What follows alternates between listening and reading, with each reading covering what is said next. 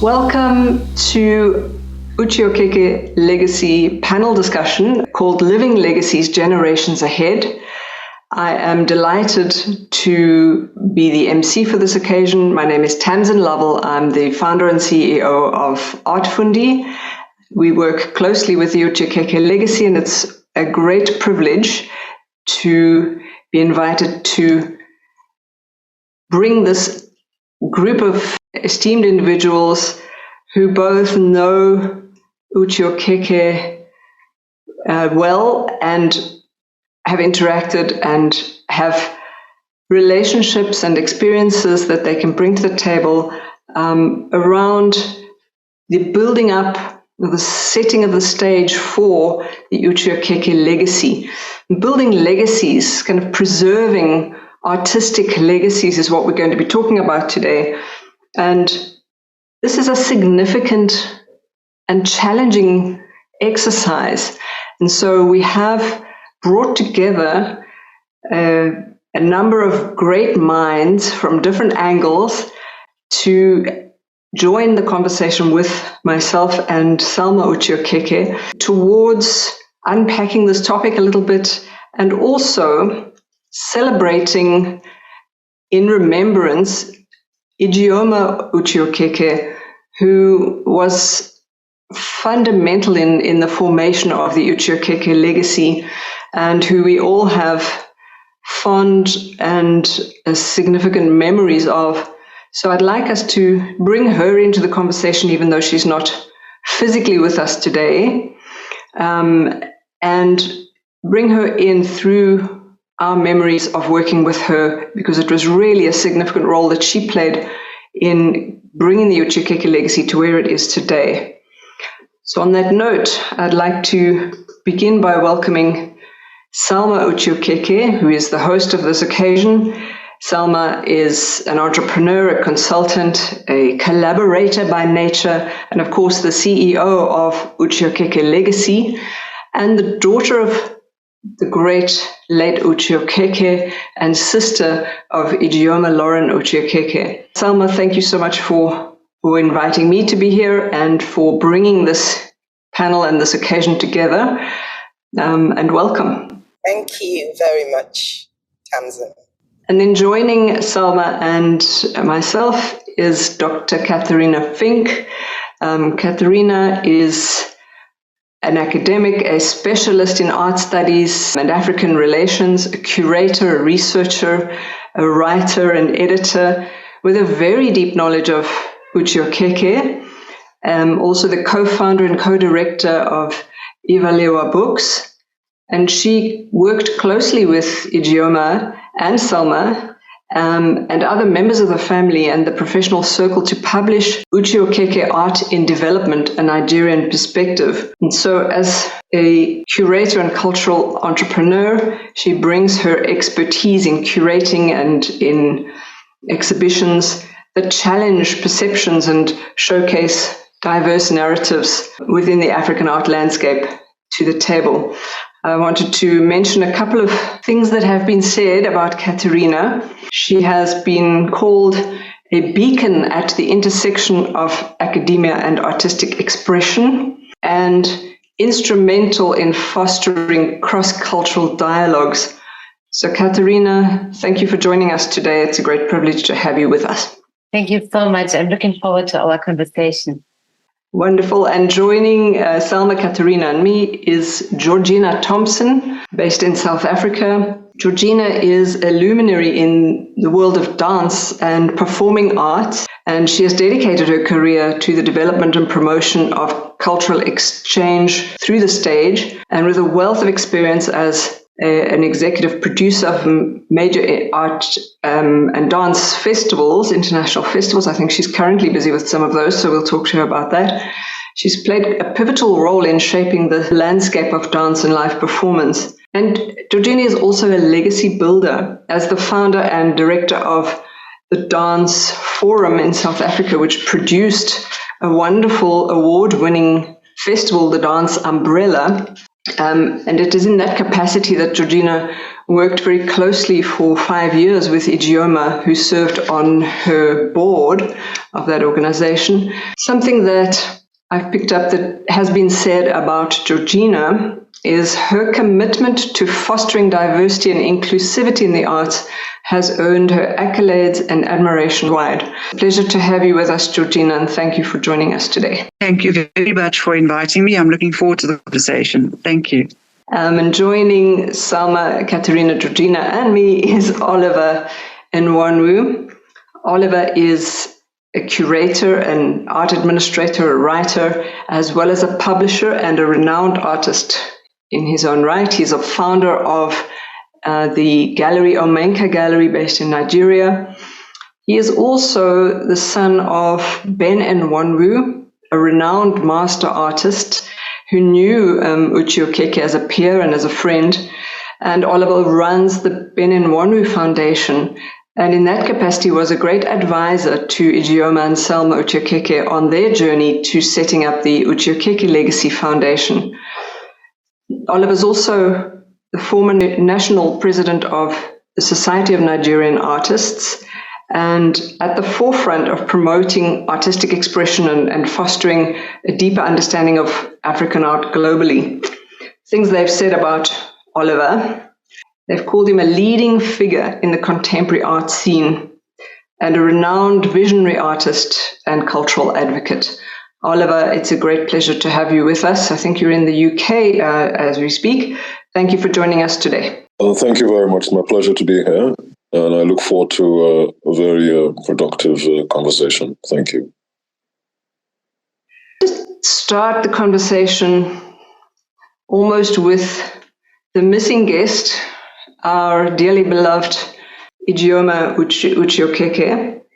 And Salma, perhaps you'd like to start our memories of Ijeoma in the context of building the Uche Okeke legacy, because she was incredibly passionate and dedicated to doing this work, and it is really her motivation that has been such an inspiration to all of us to keep going after she untimely passed away. So let's start by thinking about, in each of our cases, the way that Ijeoma touched our lives through that passion that she had about building legacies and her dedication to the arts and the work that she was doing in it.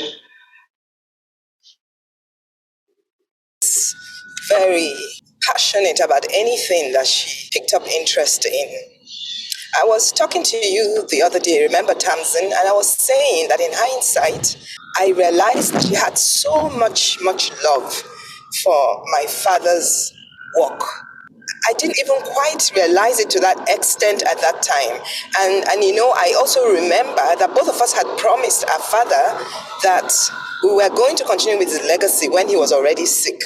And I remember that both of us decided to consult with Oliver to find out how the journey had been so far for him, because we were going to do something similar. That was, Ijeoma. She became the go-to person for the Uche Okeke brand, even before we started actively working, since she was the person that studied fine and applied art and built her career in the sector. We would always refer to her for any decision we wanted to take regarding the legacy.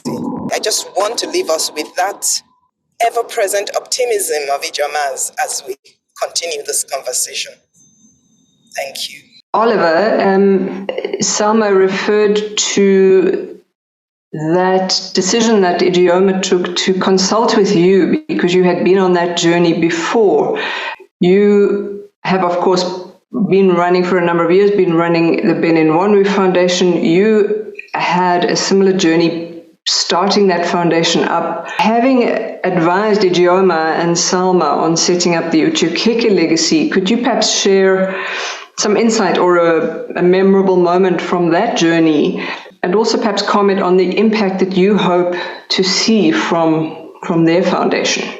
Thank you very much, Tamzin. Some of the memories I have with Ijoma, of course, Salma and their brother Uche is having several meetings at the Ben Enwonwu Foundation, which was residence, which I think adds to his historical and cultural significance. And we talked very lovingly about the man Uche Okeke and all he's done for the development of art in Nigeria. Of course, the Society of Nigerian Artists, which I headed for 11 years, I would say is one of the founding members. For me, I saw it more as a dual thrust in the sense that while the foundation was being established to preserve its legacy, I was also holding forth at the Society of Nigerian Artists. We talked about his paintings. We talked about how best, to achieve a continuing legacy, especially, of course, knowing how things are in Nigeria and indeed Africa, where we're still grappling with basic amenities, epileptic power supply, how funding would occur. We talked about holding on to paintings and his artworks. We talked about putting them in such a way that you have an increased audience to not only view his works, but to understand his legacy, especially with the changing forms. Artists are indeed dynamic, and how the younger generation of artists will be able to follow suit or even learn from his work. We also talked about some of the problems that, encountered in African art today, including the fact that a lot of modern artists, African artists have not been given their due, in the Western canon of art history, especially when one recalls that modern art itself, owes its very tenets, its very foundation to the geometric forms and shapes of African art. And of course, Uche Okeke was one of our champions in this regard, along with the likes of Enwonwu and the likes of the Zaire Art Society. They formed a new visual vocabulary for African art, for modern African art, which fused the best of Western techniques with our own indigenous aesthetics and traditions. And so these are some of the things that we talked about, how to get his works across to more audiences worldwide, and how for people to realize that modern art, should give more due to such African masters like Uche Okeke. Thank you. That's such a great piece of advice or set of advice, Oliver. And of course, redressing that gap in the canon of art history is contributed to a great deal through important publications on artists, great African artists like your father was and like Uche Okeke was.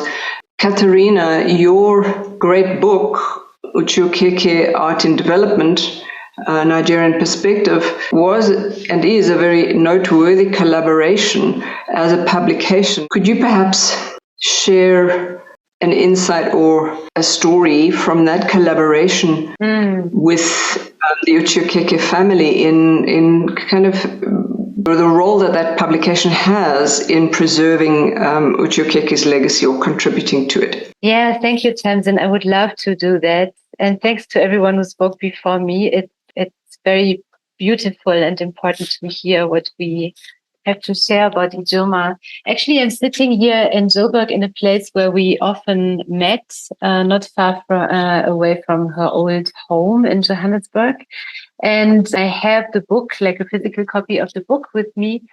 And when thinking about our conversation, I was looking up again what Ijoma wrote when we were compiling the work and thinking about should it have another preface or I don't know, because it's a re-edition and it's a republication of a very important work that was not available in print or rarely available in print anymore, that existed mainly as a PDF in libraries and so on. I recall that it was in particular my partner Nadine Ziegert who was in first conversations with Ijoma and the whole of the Uche Okeke family. But I remember strongly how we sat together and how we edited the preface. And if I may, I would love to read some words of Ijoma. There's a line in that speaks to me a lot about what she meant for many, many people all over the world. I cite her with her written voice speaking to us now.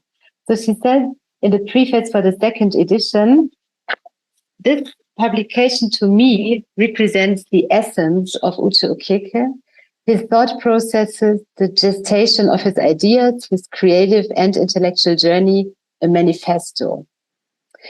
All this is symbolic for me in many ways. Reading through it, I am reminded of memories from my childhood, important landmarks in my father's professional life that I was fortunate to witness growing up. For instance, the exhibitions, theatricals, and travels to different parts of Nigeria and the experiences and lessons learned.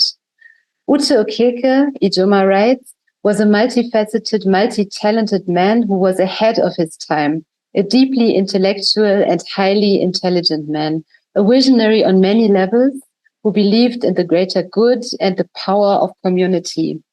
And for me, these two last moments in what she's saying about her father and the legacy that he left also speak about the legacy or give words to the legacy that Ijoma left for us to continue, I think, which is the devotion to something that is a greater good and the deep, deep value of community, so that art is not something that is for a chosen few, or that is for a market, or that is to be kept in one nation, one family, but that art is something that is a gift to humanity and that people should have access to. And in all of her operations in Johannesburg here, I could see that communal ethics of Ijoma so clearly, when she was always supporting smallest community initiatives like the Sophia Town Arts Festival, for example, always showing up, always supporting art-based initiatives across the city in lesser privileged areas than the one that she was actually staying in Northcliffe. So I don't know. Thanks for allowing me the space to read these lines and to hint to these two terms, like the greater good that art can lead us to, and the aspect and the respect for community. Thank you. Just building on that, Tarina, for me, Ijoma was a light. It was as if she was infused with, and I can see where a lot of that came from, her upbringing with this great man who was an optimist, who was an intellectual, who was a collaborator by nature, and she was those things too. And it was as if she was filled up and overflowing. And I loved that she took that belief in the power of community and really lived it. And so she had a mission, because she'd made a promise to her father, she had a mission to work on and build up his legacy. But it didn't stop her from getting involved in other communities and other kinds of cultural exchange. I'm thinking of Georgina Ijoma working closely with you, serving on your board for the dance forum, helping you share experiences, build that project of yours.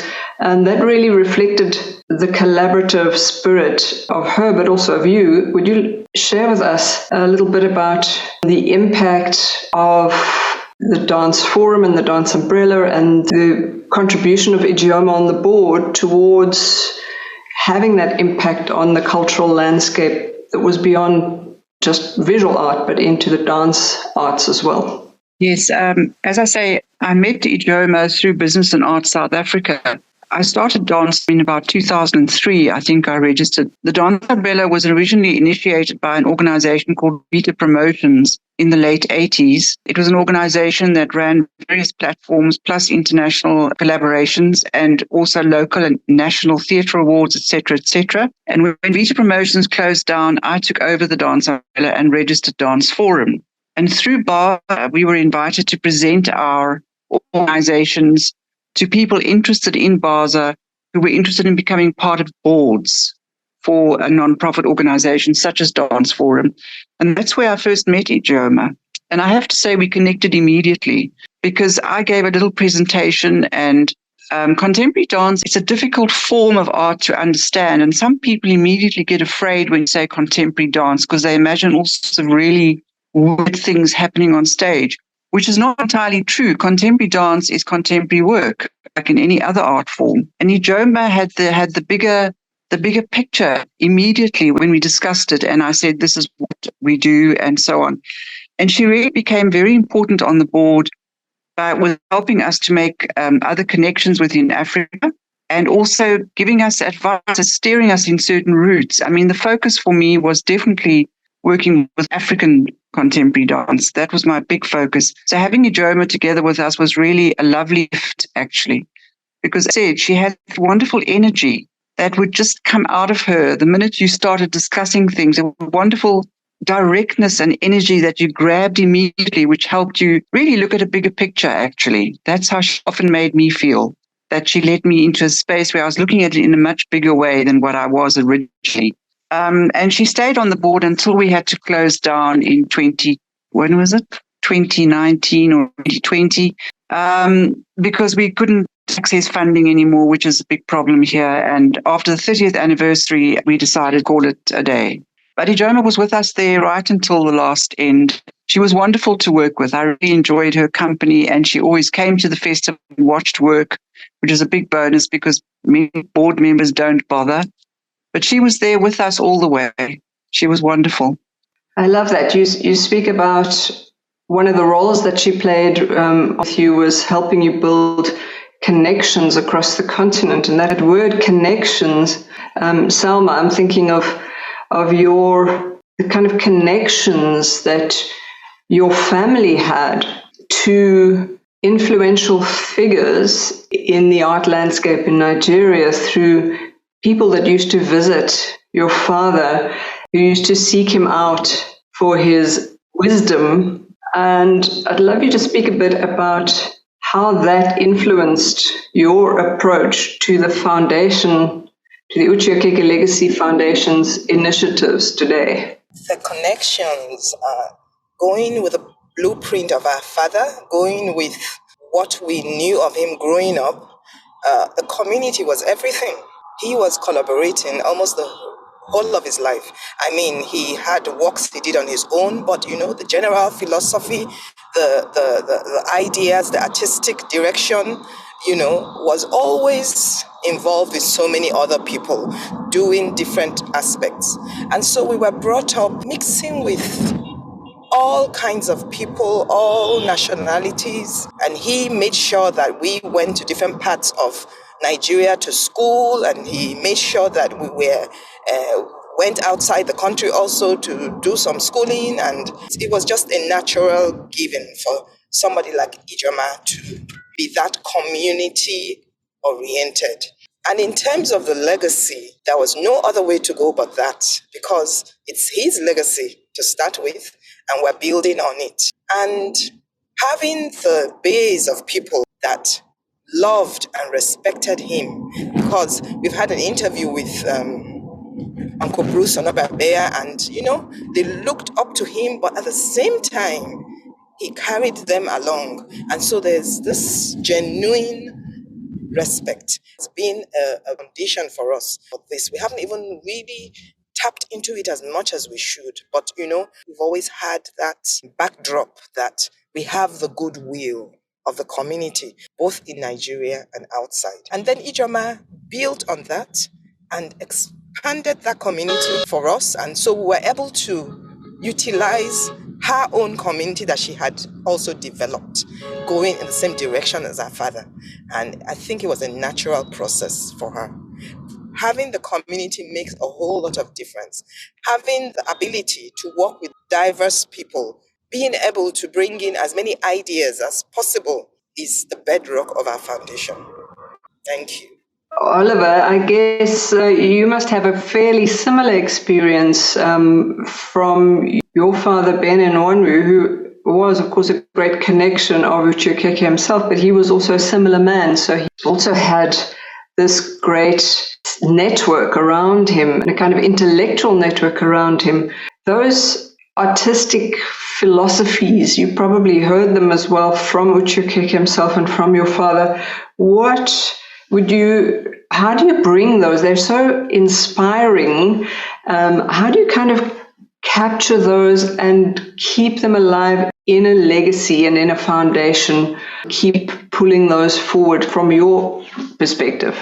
Well, just like you mentioned, those were incredible legacies. These were men whose long careers spanned both pre-colonial, colonial, and of post-colonial times. So they had very long and varied careers, and that, I think, is what they also share in common more than anything else. There was a time they were both struggling to be identified as African artists, and then they got to a time where they just wanted to be defined as artists. You know, they went through racism, they went through colonial subjectivity, they went through fighting for independence through their art and defining Nigeria as a people, and, you know, also defining our aspirations, you know, away from our colonial masters. So the experiences were long and varied, and the question was how to bring all of this to bear in modern times, especially in a generation that haven't witnessed some of these things that I've just and so we thought about the best possible ways to show their work, you know, through exhibitions. We thought about, first of all, even appraising what is on ground, because Nigerians and indeed Africans are notorious for not documenting things, and of artists who were incredibly busy, both creating and at the same time in academia.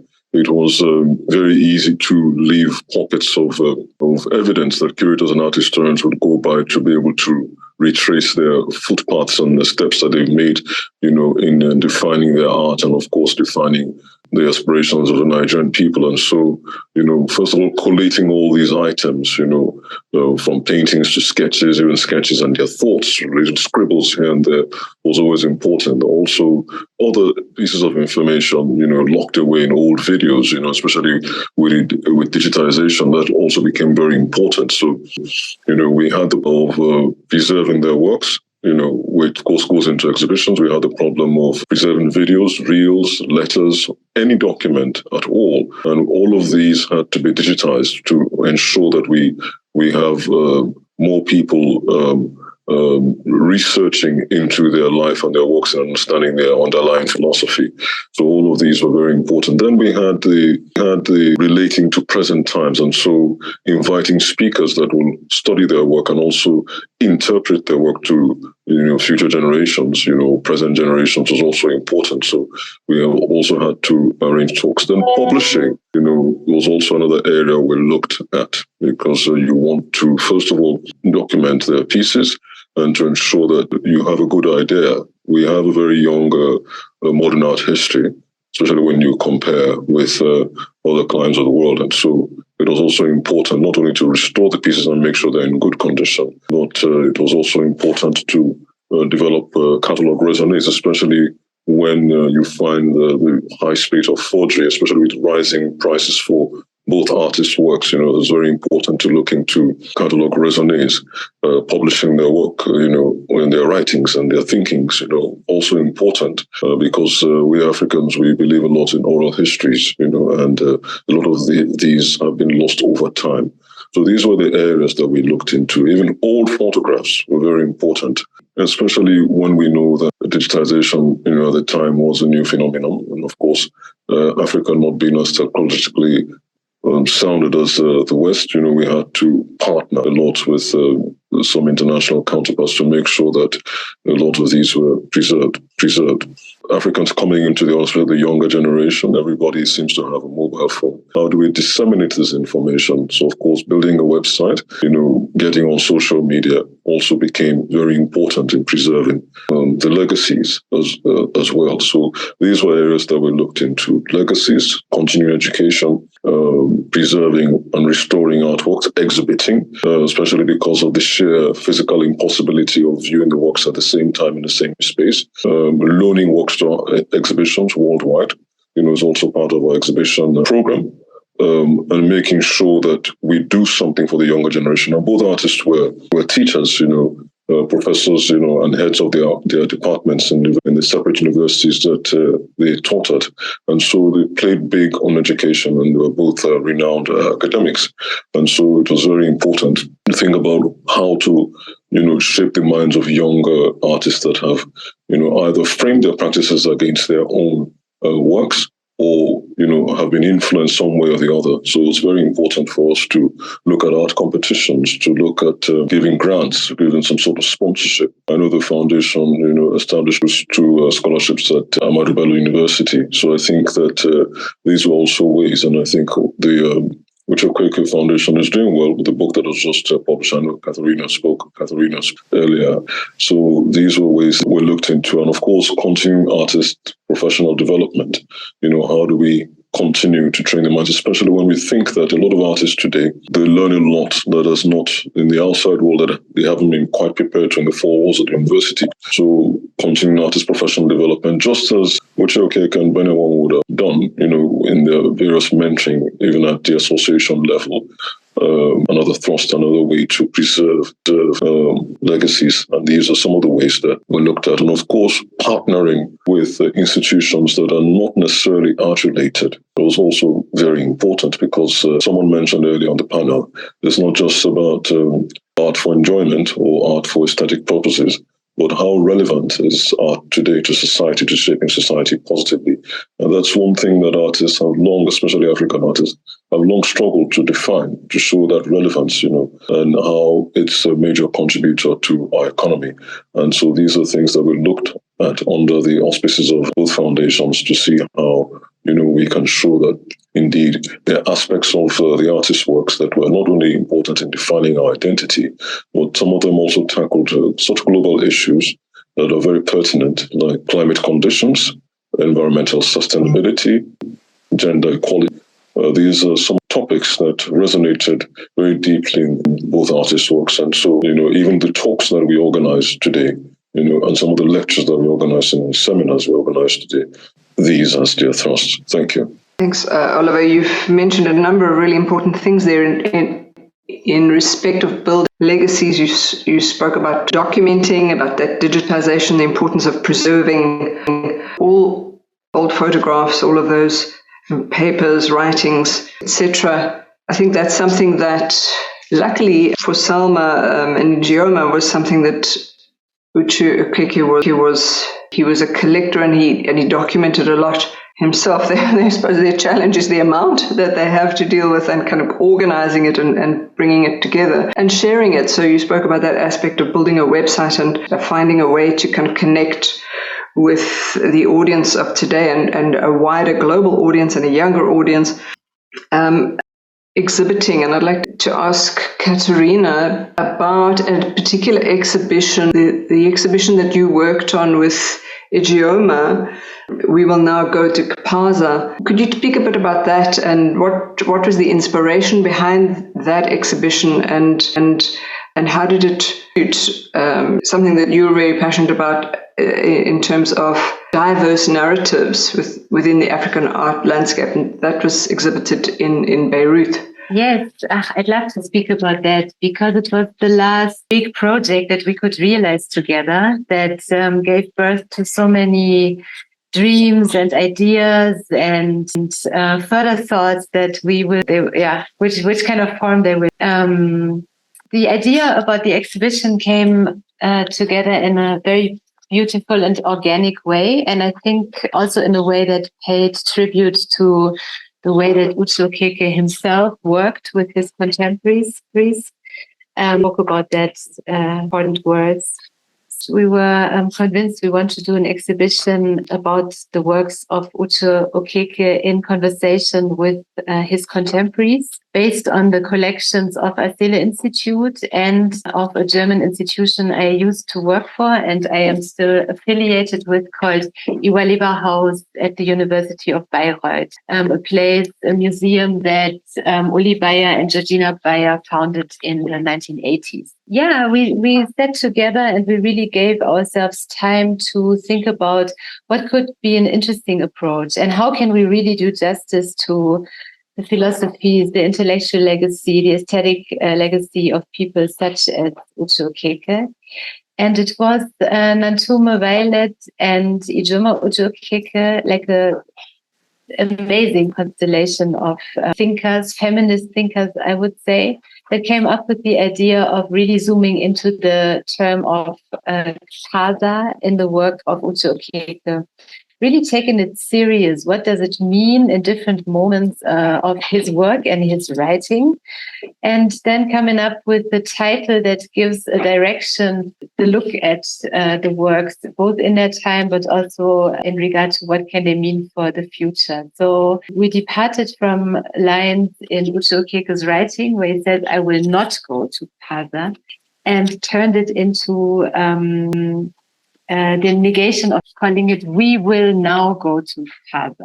And politically, that meant a lot of things. It gave real emphasis on the collective, on the we, how I would say Nantume and Ijoma designed the show, which was really focusing on the interlinks between collections, interlinks between artworks, connections between different positions in the new institutes, departments, and so on and so on. So really creating visibility for a network of thinkers and makers.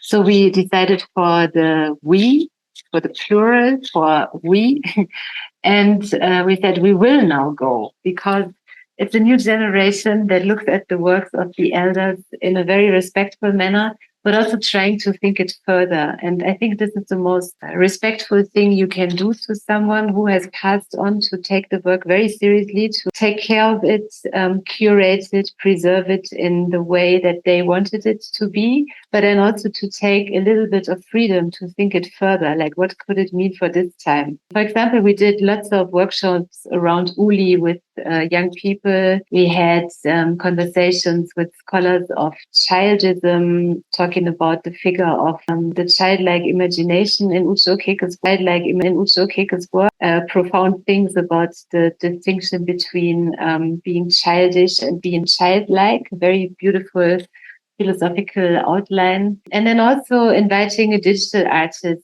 to get into the work, really get into the metadata of the work, into the structure, and create augmented reality works from the collection of Adele Institute and of Iwa House. And that's, I mean, we saw the response to the exhibition. First of all, lots of family members came, which made us very, very happy. But also we saw the response by young people in particular, the times when Uche Okeke was traveling around the world and emphasizing on it's so important that we don't stop, that we keep moving. I'm fond of that one saying by Paul Klee, I think, "A line is a dot that goes for a walk." So that emphasis on not stopping and always staying in motion and always staying in mindful motion, that was something that impressed the audiences. And yeah, I think that the editorial vision by Ijoma and by Nantume Violet, who I cannot name often enough, work with the work and create something that other people now can work with.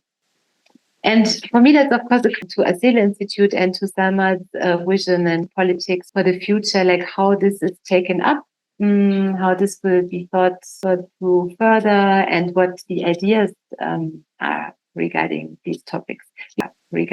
In the making of this exhibition, we've been a team of women working together. No? Salma was part of it, Lena Naumann, Nantume Violet, Ijoma Okeke, and myself. So that was kind of the core team with the two curators, Nantume and Ijoma. You get us talking, Tamzin. I'm sorry if that was too long, but you're taking me back. It's so lovely, and I can hear the delight in your voice as you're recalling and remembering that experience of working on that beautiful exhibition, shaping it. And I think that kind of collaboration, it's so motivating, and it becomes bigger than all the individual parts that you put into it.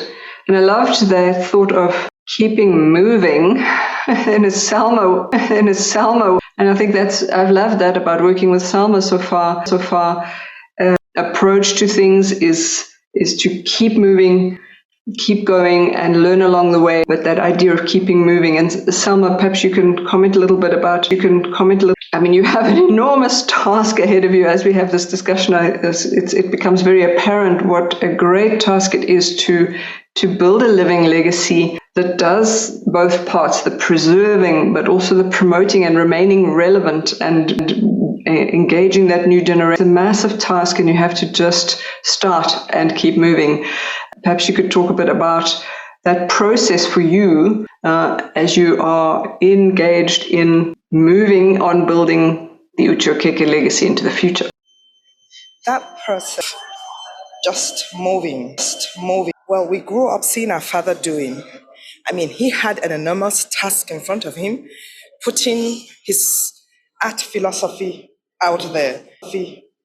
If he was daunted by it, we didn't see any of that because he just continued. So we're already very much prepared for that kind of, continuous and constant move. That kind of situation also, you find that you just need to, you can't wait until everything is perfect to get things done. So part of the whole process, just like that, taking a walk with them, learning the ropes as you go, changing things along the way, much like using the Uli design. There's no movement that is lost. There's no single symbol that doesn't have a meaning. And so the whole process is as good as the destination itself. And every single day, we relieve every single thing we need to do to keep the legacy alive. And we do it knowing that we can still improve on it, even when it's as good as we imagine it could be, but we could still always improve on it. And so it makes room for the errors to be part of the process and part of the learning experience. And so we find that, and I'm sure this is exactly how our father found it, to be a journey of self-discovery, basically, and that has been our approach all along. Nothing is cast in stone. Thank you. That's a sense of progress and constantly building. I'm thinking, Georgina, of you. I look at your CV and I think, wow, what an enormous success. You built this idea, the dance forum, the annual festival, and of course, I'm looking at it now and kind of, you've taken a 30-year journey on it. So I guess you've experienced a lot of that perpetual motion that builds something up. And now you are consulting other major festivals and dance festivals as a creative producer, or executive producer, or consultant. Could you share a little bit from your perspective about that sense of building one step at a time? Yes, it's definitely is one step at a time. I mean, when I was with Vita Promotions, we had the various projects that we managed, and then the company closed and I took over the dance umbrella and started the dance forum. In the 17 years I had dance forum, I created a dance space in Johannesburg. So we were going to negotiate and discussing with the city council, and we finally got space. So that was an extension of what we were doing, in that we had a space where we could offer residencies and conversation and international collaborations, and even renting out space to assist us to get more funding. The festival itself originally started only being performed at the Wits Theatre. By the time I finished with the festival, we performed in the Wits Theatre in all three venues, the Dance Factory in Newtown, and various art museums and installation places. The festival was literally all over Johannesburg by the time the festival finally ended. So really, it is a moment of creating partnerships and collaborations. I mean, I work very closely with the French Institute, for instance, who, when we had the 20th anniversary of the festival, hosted a dance film space, mostly dance, contemporary dance from France. But we had a space where people could come and watch contemporary dance, which they had never experienced before. And that for me was the most important thing about the Dance Umbrella, was create new things, to create new relationships and to offer artists as much as an open space to come and be the artist. That for me was the most important thing. And the development was the most exciting thing, to see how the artists did develop. And many of them ended up having international careers, because we had international programmers coming through eventually to watch the festival and then to invite work internationally. So yes, it is a case of developing and connecting and creating partnerships, most importantly. I'm fascinated by this thing in human nature. And Salma, you spoke about your father from your perspective, looking at him, you never got a sense that he was daunted by what he was doing, but the task he was sort of doing was enormous. And I get the same sense from you. And speaking to each of the speakers today, I'm like, the achievements, the dreams, the goals that you all have in what you're doing are so big and so ambitious and so daunting, actually, but none of you are daunted by them. You just, I suppose, a factor of passion.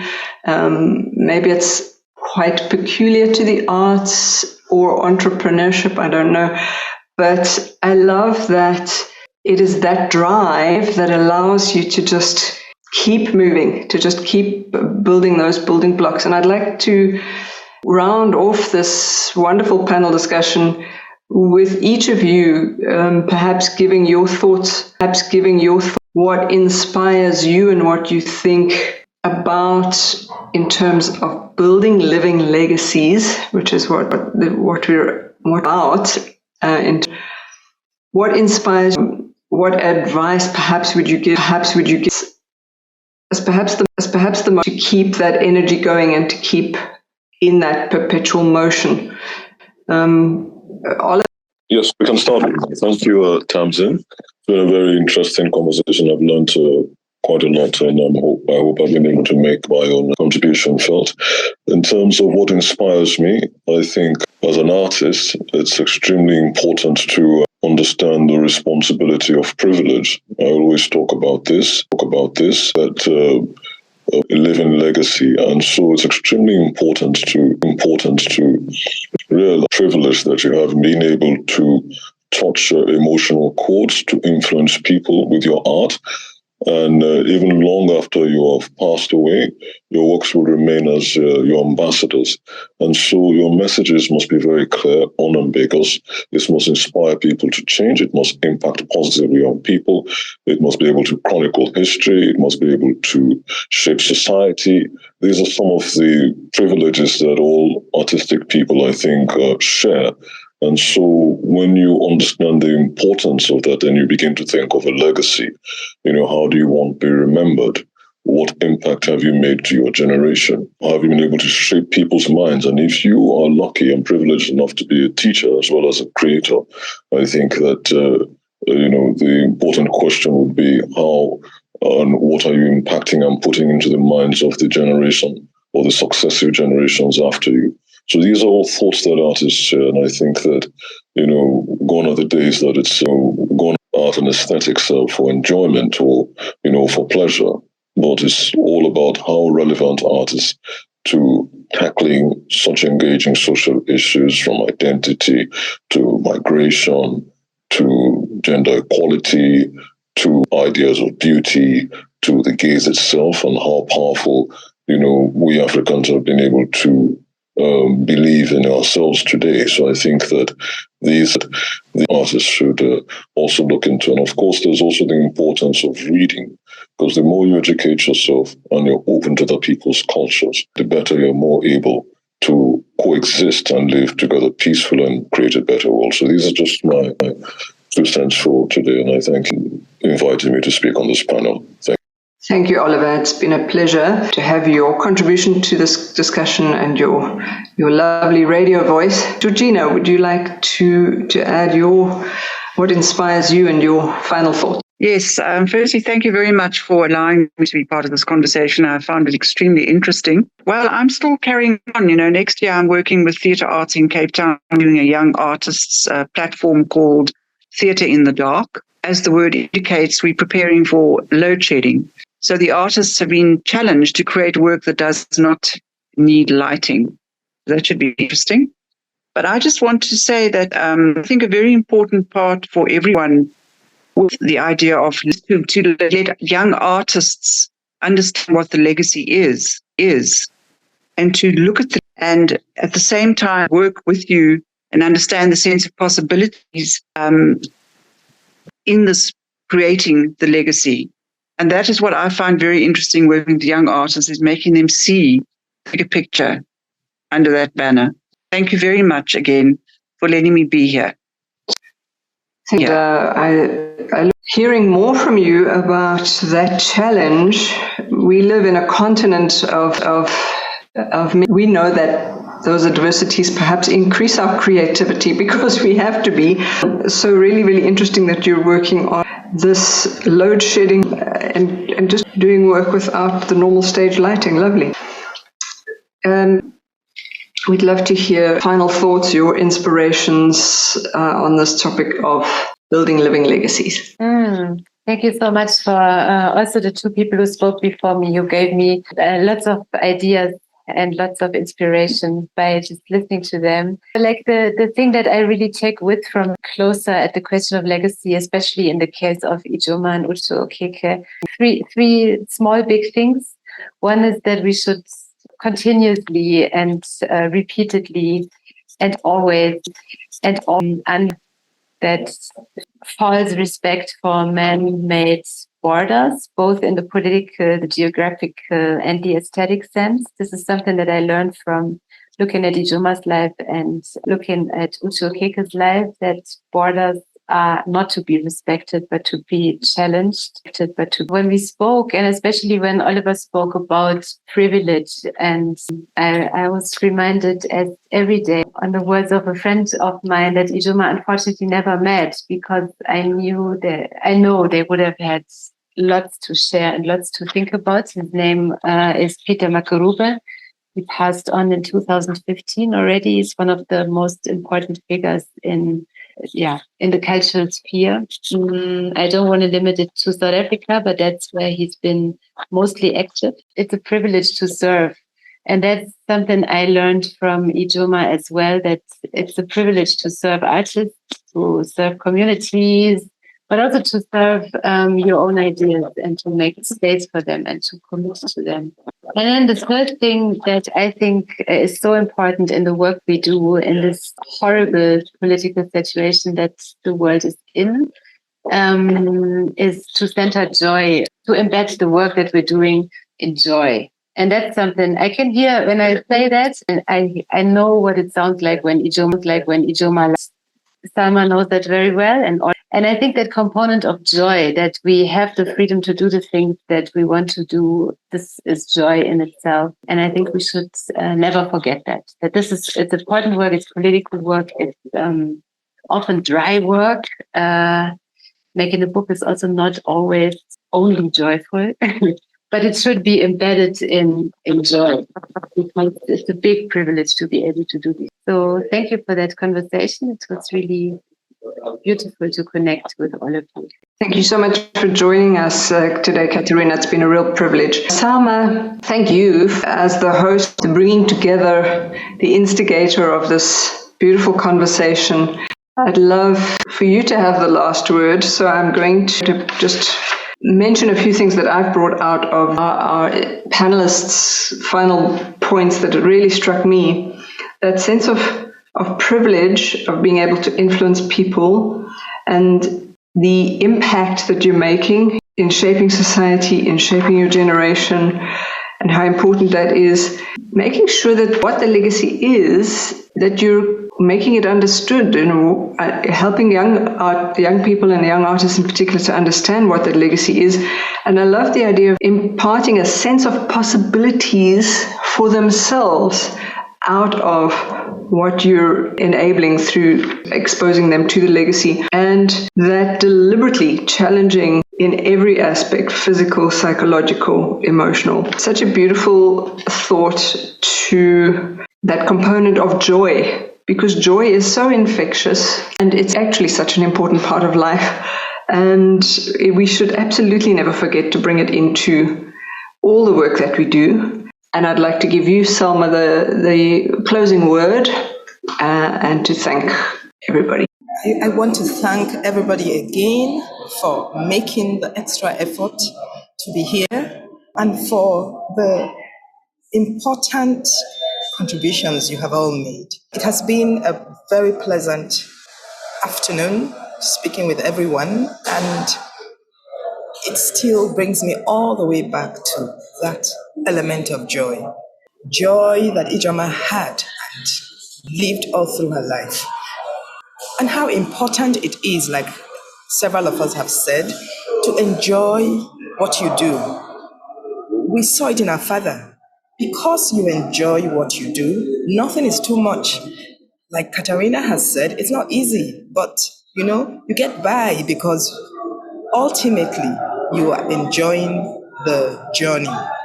And that is very important. I see a lot of people today, they do things without finding any particular joy or even interest in those things.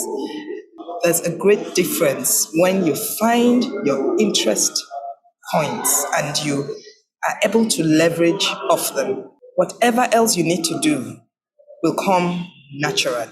And in the process, you will find that you're actually breaking boundaries automatically, touching lives. It's just a given, helping other people to discover themselves and discover what it is that really, really matters to them.